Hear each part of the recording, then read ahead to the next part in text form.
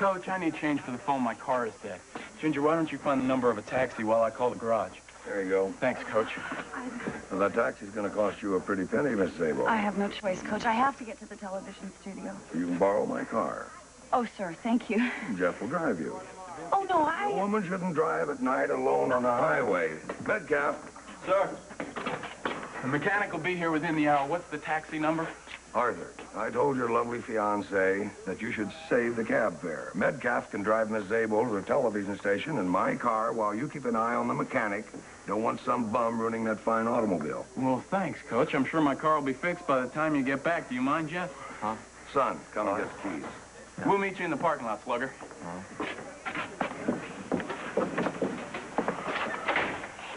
Son, that young lady is still sweet on you. She had her choice between show business and me, and she chose show business. You gave her an either-or. I did? You're going to your grave a rookie in the game of life. Never give a woman an ultimatum.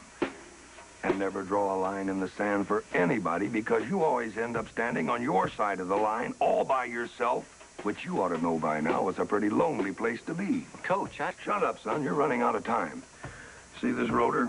I took it from Martha's car to provide you with an opportunity. Now, that television station is not far away, but it may be just far enough for you to remedy your error.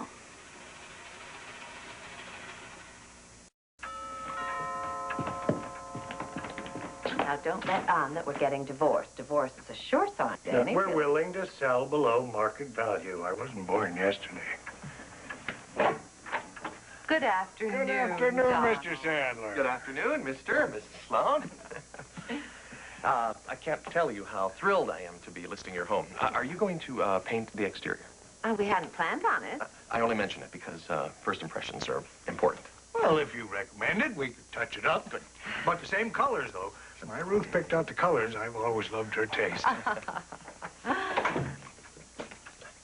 And why are you selling? Oh, we don't need all this space. Oh, heavens, I get lost in it sometimes. Does the fireplace work? Of course. You know, these days we don't presume a thing. Oh, you may presume that everything in this house is in the best condition. My husband wouldn't have it any other way. He's kept up this house like none you'll ever see. Why, thank you, dear. It's only the truth, darling. Kitchen's to the right. Now, here's something you'll want to touch up as well. Oh, I wouldn't paint over that until after someone bought the place. Well, it's a bit of an eyesore. It has sentimental value. Yeah. There were times when Mike Jr. used to come down to breakfast. Especially during his teenage years. We'd swear he'd grown an inch overnight. So we'd march over here and measure. Yeah, see, here are the Christmas marks. And then in 37, we forgot on Christmas Day. So that year, we had a New Year's mark instead. And before he went overseas, he was taller than Michael. Yeah, see? It's not my job to decide one way or the other. My job is to get the best possible price for this house.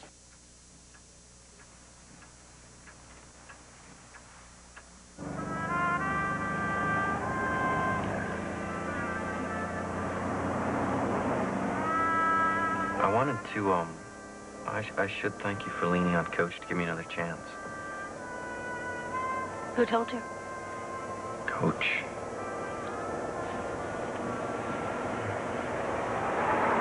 Well, I never got a chance to thank you for saving my job on the lemon tomato juice hour. I told Mr. Mellon not to tell you. But he didn't. I heard it accidentally. Oh. Why'd you tell him not to tell me? I figured if you knew I did, it'd be a question of pride or something. Did you save my pride? Doing the right thing. No, I never no, know what to do. I never did. I meant to say that it was very sweet of you.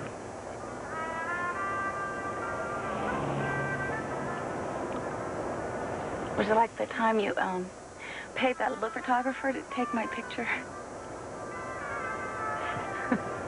Just when you were trying to get me the endorsement contract I didn't get, which wasn't your fault, and then you missed the photographer and didn't get your picture from Lowe's. That wasn't your fault. Well,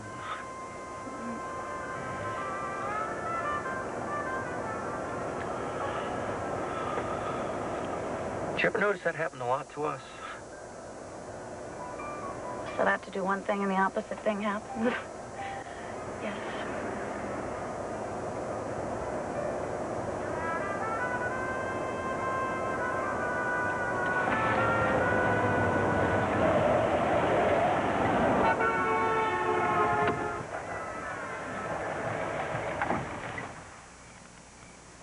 What are you doing?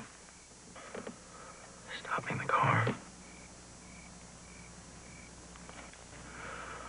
Oh, Ginger, I intended to marry you. I did. I intended to marry you. I drew a line in the sand, you didn't cross it, and once again, the exact opposite of what I expected to happen happened.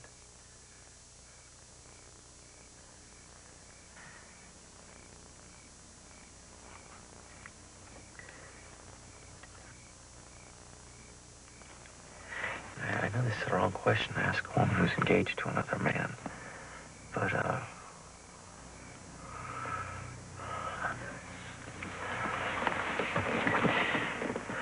would you marry me instead of him?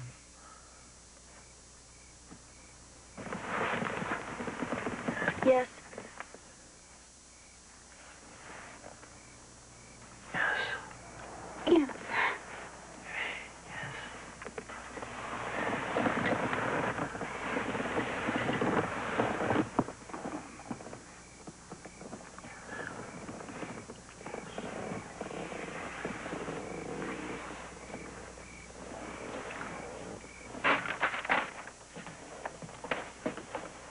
So long.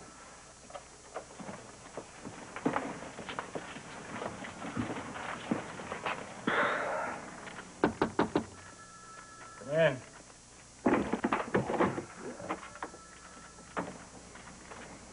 You're working late? I was cleaning up my desk. I didn't realize you'd been here long enough for it to get dirty. I wasn't cleaning it. I was cleaning it out. You're not quitting because of our disagreement. I'm quitting because my mother needs more help, and the factory pays better. You're quitting on account of money? Yes? Nobody becomes a writer to earn money. And I didn't either. And I would stay here if I could, but Al can't get a job in this town. And my mother can't take care of the house by herself, so I can't have two jobs. I have to keep the one that pays better. Pay you $35 a week. Don't tease me. All right. 37 with 1 week paid vacation. Not a penny more. Because I quit? Because you're a good reporter, and we need good reporters. Ever since the war, I have fought for a promotion at the factory. Begging. Doing extra work. Anything I could think of and got nothing. And because I say I'm quitting, I get a raise? For the morale of the rest of the staff, I most definitely would not make this public.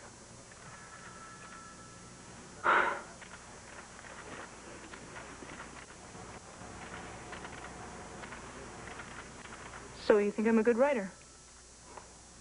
Get back to work. That's all you're getting out of me. If I quit again, do I get more money? Get back to work. Aye, aye, boss.